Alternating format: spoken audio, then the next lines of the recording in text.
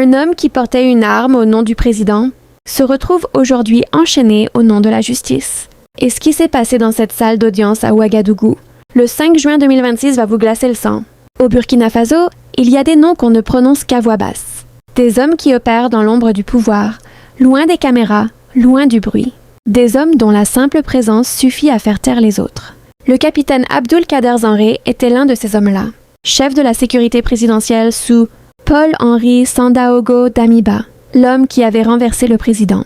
Caboré en janvier 2022, Zanré N était pas un simple garde du corps, il était le bouclier humain, le bras armé, la main invisible d'un régime militaire qui tenait le pays d'une poigne de fer. Quand Damiba parlait, Zanré agissait. Et quand Zanré agissait, personne n'osait se plaindre. Mais le 5 juin 2026, quelque chose d'inédit s'est produit dans ce pays habitué aux coups de force et aux impunités silencieuses. Le tribunal de grande instance de Ouagadougou, le TGI, Ouaga 2, a rendu un verdict que beaucoup n'attendaient plus. Après des années de procédures, de renvois, de pression et d'attentes interminables, la justice burkinabé a osé. Elle a osé condamner un homme en uniforme, un homme du sérail, un homme qui se croyait intouchable. Le capitaine Abdul-Kader Zanré a été reconnu coupable. Coupable de complicité de dégradation volontaire de biens privés par incendie. Coupable de mise en danger de la vie d'autrui. Ces mots juridiques froids cachent une réalité bien plus sombre, bien plus humaine, bien plus révoltante, et nous y reviendrons en détail dans cette vidéo. La peine prononcée par le tribunal est sans appel, 11 ans de prison, dont 5 ans ferme, 11 ans. Pas une peine symbolique, pas un avertissement du bout des lèvres. Une condamnation lourde, pesante, historique. À cela s'ajoute une amende ferme de 2 millions de francs, CFA. Et comme si cela ne suffisait pas, le tribunal a également décerné un mandat d'arrêt à l'encontre du capitaine Zanré. Pourquoi un mandat d'arrêt, me demanderez-vous? Parce que le capitaine Zanré n'était pas dans la salle. Il n'a pas eu le courage de se présenter face aux juges, face aux victimes, face à la vérité. Pendant que le verdict tombait, pendant que son nom résonnait dans cette salle d'audience, lui avait disparu.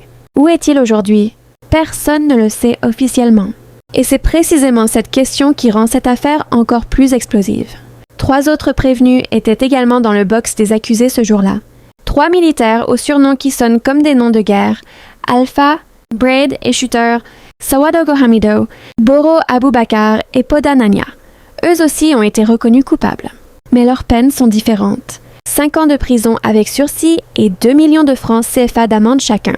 Seul Poda Nania, surnommé Shooter, avait le courage, ou peut-être l'imprudence, d'être présent au moment du verdict. Et la victime dans tout ça? Elle n'a pas été oubliée. Le tribunal a ordonné que les condamnés versent solidairement la somme de 12,7 millions de francs CFA à Imhotep Bayala en réparation du préjudice qu'il a subi. Une reconnaissance officielle de sa douleur. Une validation juridique de son combat. Mais cette somme d'argent suffira-t-elle vraiment à réparer ce qu'on lui a fait? Nous verrons. Ce verdict tombe dans un contexte politique explosif. Au Burkina Faso, un pays en guerre contre le terrorisme. Un pays dirigé par un autre militaire, le capitaine Ibrahim Traoré, qui a lui-même renversé Damiba en septembre 2022. Un pays où les règlements de compte politiques se mènent désormais aussi dans les prétoires. Et pendant que Zanré court toujours, son ancien patron, Damiba, vient lui aussi d'être ramené de force à Ouagadougou pour répondre de ses actes. Le Burkina Faso est en train de se regarder dans un miroir. Et ce qu'il voit n'est pas rassurant. Mais une chose est certaine, ce procès vient de prouver que même les hommes de l'ombre peuvent finir sous les projecteurs de la justice. Restez avec nous, parce que dans les prochaines minutes, nous allons vous révéler qui est vraiment la victime de cette affaire, un homme ordinaire qui a osé défier un régime militaire, et ce qu'on lui a fait subir pour le faire. Terre n'avait pas d'armes, il n'avait pas d'armée, il n'avait qu'une voix et une conviction. Et c'est précisément pour ça qu'ils ont voulu le détruire. Dans les pays où les militaires prennent le pouvoir par la force, il existe toujours 2 catégories de personnes. Ceux qui applaudissent par peur, et ceux qui refusent de courber l'échine, même quand tout le monde autour d'eux se tait. Imhotep Bayala appartient à cette 2e catégorie, et cette appartenance lui a coûté très cher. Mais qui est vraiment cet homme? Pourquoi son nom est-il au cœur de l'une des affaires judiciaires les plus retentissantes du Burkina Faso de ces dernières années? Pour comprendre, il faut remonter le temps. Il faut retourner dans ce Burkina Faso de 2022, un pays sous pression, sous choc, sous la botte d'une junte militaire qui venait tout juste de s'emparer du pouvoir. Imhotep Bayala, de son vrai nom, Serge Bayala, est un activiste citoyen burkinabé. Un de ces jeunes Africains qui croient encore que la parole peut changer les choses, que la rue peut parler, que le peuple a le droit de dire non. Il est le coordonnateur d'un mouvement citoyen dont le nom seul mérite qu'on s'y arrête. 2 heures pour nous, 2 heures pour Kamita. Ce nom, mes chers amis, n'est pas anodin. Il porte en lui toute une philosophie. Kamita, terme issu de l'héritage culturel africain ancien, désigne l'Afrique dans sa dimension civilisationnelle, spirituelle, identitaire. Ce mouvement ne parlait pas seulement de politique. Il parlait de dignité. Il parlait de souveraineté. Il parlait de ce peuple burkinabé qui mérite mieux que d'être gouverné par des hommes en treillis qui prennent le pouvoir dans la nuit et disparaissent dans l'impunité. Et c'est là que le problème commence. Parce que sous le régime de Damiba, coordonner un tel mouvement, c'est de prendre un risque énorme. Organiser des rassemblements citoyens, prendre la parole en public, appeler le peuple à réfléchir par lui-même, tout cela était perçu comme une menace directe contre l'autorité de la junte. Et les régimes militaires, vous le savez, n'aiment pas les menaces, surtout pas celles qui viennent du peuple qu'ils prétendent servir. Alors que fait-on quand on ne peut pas arrêter une voix? Quand on ne peut pas emprisonner une idée, on s'attaque à ce qu'on peut voir, toucher, détruire. On s'attaque au bien. On s'attaque au symbole. On s'attaque à la vie quotidienne de l'homme pour lui faire comprendre, dans le silence le plus total, que continuer à parler a un prix très concret, un prix qui brûle. Et c'est exactement ce qui s'est passé. Le véhicule d'Imhotep Bayala a été incendié. Pas par accident, pas par négligence, délibérément, volontairement, méthodiquement. Un message envoyé dans les flammes par des hommes en uniforme qui pensaient que la peur serait plus forte que la conviction. Ils avaient tort, car Imhotep Bayala n'a pas fui. Il n'a pas disparu. Il n'a pas vendu son silence contre la tranquillité. Il a porté plainte. Dans un pays où dénoncer un militaire proche du président, c'est presque un acte suicidaire. Cet homme a marché vers le tribunal et il a dit « J'ai été victime et je veux que justice soit rendue ». Réfléchissez une seconde à ce que cela demande comme courage. Pendant des années, ce dossier a traîné. Des années pendant lesquelles Zanré continuait à porter son uniforme. Des années pendant lesquelles les accusés se promenaient librement dans les rues de Ouagadougou. Des années pendant lesquelles Imhotep Bayala attendait. Il a attendu la fin du régime d'Amiba. Il a attendu l'arrivée de Traoré. Il a attendu que la justice burkinabé accepte enfin de regarder en face ce qu'il s'était passé. Et le 5 juin 2026, après presque 4 années d'attente, le verdict est tombé. 12,7 millions de francs CFA de dommages et intérêts ordonnés en sa faveur. Une reconnaissance officielle, solennelle, juridique, que ce qu'on lui avait fait était injuste, que sa voix comptait, que son combat avait du sens. Mais au-delà de l'argent, au-delà des chiffres, ce que ce verdict représente pour Imhotep Bayala et pour tous les activistes citoyens d'Afrique qui se battent dans l'ombre, c'est quelque chose d'infiniment plus précieux. C'est la preuve que résister a du sens, que témoigner a du poids, que même face à un capitaine armé et protégé par un président, un homme ordinaire peut obtenir gain de cause devant un tribunal. Mais attention, ne vous réjouissez pas trop vite, parce que Zanré, lui, court toujours. Et l'histoire de ce qui s'est réellement passé cette nuit-là, comment ce véhicule a été incendié, qui a donné les ordres, comment tout a été organisé, cette histoire, nous allons vous la raconter dans le prochain chapitre. Et elle est encore plus sombre que ce que vous imaginez. Cette nuit-là, à Ouagadougou, ce n'est pas seulement un véhicule qui a brûlé, c'est la preuve vivante que sous certains régimes, oser parler peut vous coûter tout ce que vous avez. Il y a des actes qui parlent plus fort que n'importe quel discours. Il y a des actes qui n'ont pas besoin de traduction. Quand on incendie le véhicule d'un activiste citoyen en pleine nuit, le message est clair, brutal, sans ambiguïté, tais-toi. Ou la prochaine fois, ce ne sera pas ta voiture. Pour comprendre ce qui s'est passé, il faut replacer les faits dans leur contexte exact. Nous sommes au Burkina Faso, sous le régime de transition de Paul-Henri Sandaogo Damiba. Un pays déjà fragilisé par des années d'instabilité politique, d'attaques terroristes, de pauvreté grandissante. Un pays où la liberté d'expression existe sur le papier mais disparaît dès qu'elle dérange ceux qui tiennent les armes. C'est dans ce climat étouffant qu'Imhotep Bayala continue malgré tout à coordonner son mouvement citoyen, à mobiliser, à parler, à résister. Non pas sur un champ de bataille, non pas contre des terroristes, mais contre un activiste, contre un homme dont le seul crime était d'avoir une voix et de s'en servir. Les faits sont les suivants. Le véhicule d'Imhotep Bayala est délibérément incendié. Ce n'est pas un accident mécanique. Ce n'est pas une négligence. Les conclusions du tribunal sont formelles. Il s'agit d'une dégradation volontaire de biens privés par incendie. Quelqu'un a pris la décision. Quelqu'un a donné l'ordre. Quelqu'un a agi. Et ce quelqu'un portait l'uniforme de la République du Burkina Faso. Dans le box des accusés, 4 hommes au profil troublant. 4 hommes aux surnoms qui sonnent comme des codes secrets d'une unité, parallèle opérant dans l'ombre du pouvoir. Alpha Sawadogo Hamidou, Braid Poro Abubakar, Shooter Podanania, et au-dessus de tous, celui qui coordonnait, celui qui supervisait, celui dont l'autorité couvrait leurs actions, le capitaine Abdul Kader Zanré, chef de la sécurité présidentielle. Ces surnoms, Alpha, Brad, Shooter, ne sont pas des détails anodins. Dans le monde des unités sécuritaires parallèles, on ne s'appelle pas par son vrai nom. On opère dans l'ombre. On exécute des missions que personne ne doit pouvoir retracer officiellement. On fait le travail sale que le pouvoir ne peut pas assumer publiquement. Et quand tout se passe bien, personne n'en entend jamais parler. Mais cette fois-ci, quelque chose a déraillé. La victime a parlé. Et la justice a fini par écouter. Ce qui est particulièrement accablant dans ce dossier, c'est la notion de mise en danger de la vie d'autrui retenue par le tribunal. Un incendie, mes chers amis, ne se contrôle pas toujours. Les flammes ne s'arrêtent pas là où on leur dit de s'arrêter. En incendiant ce véhicule, ces hommes n'ont pas seulement détruit un bien matériel. Ils ont potentiellement mis en danger des vies humaines. Celle d'Imhotep Bayala. Celle de personnes qui auraient pu se trouver à proximité. Le tribunal l'a reconnu. Et c'est pour cela que la condamnation est aussi lourde. Maintenant, posons-nous la question que tout le monde se pose en silence. Est-ce que ces 4 hommes ont vraiment agi seuls? Est-ce qu'un capitaine-chef de la sécurité présidentielle prend ce genre de décision dans son coin, sans en référer à sa hiérarchie?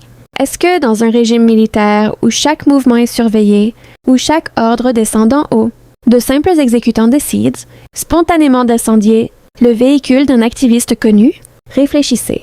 La réponse vous appartient. Mais les questions, elles, méritent d'être posées. Et pendant que vous réfléchissez, gardez à l'esprit ce détail troublant. Au moment du prononcé du verdict, 3 des 4 accusés avaient choisi de ne pas se présenter. Seul Shooter, Podanania, était là.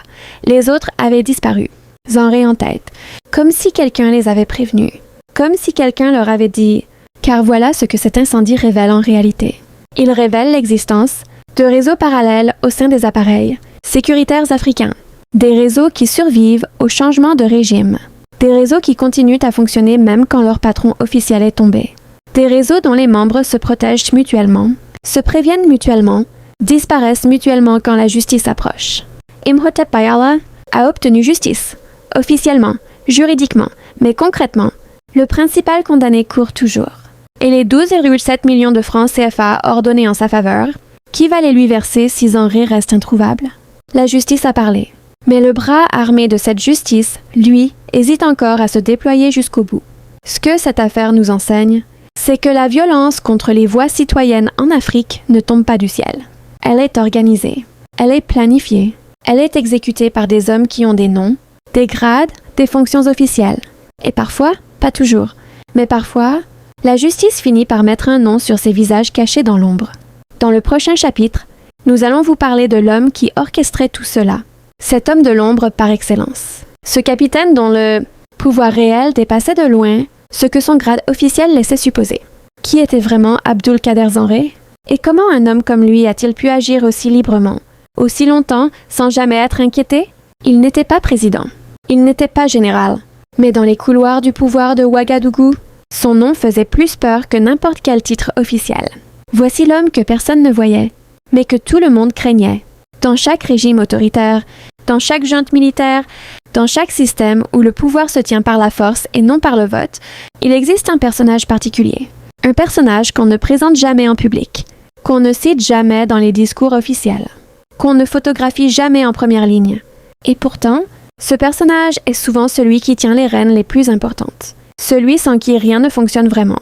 Celui qu'on appelle quand les autres ont peur d'agir. Le capitaine Abdul Kader Zanré était cet homme-là au Burkina Faso de Damiba. Pour comprendre qui il est réellement, il faut d'abord comprendre ce que représente le poste de chef de la sécurité présidentielle dans un régime militaire. Ce n'est pas un simple garde du corps, ce n'est pas un homme qui ouvre des portes et surveille des couloirs. C'est l'homme qui connaît tous les secrets, tous les mouvements, toutes les menaces, toutes les conversations privées, c'est l'homme qui décide qui approche le président et qui n'approche pas.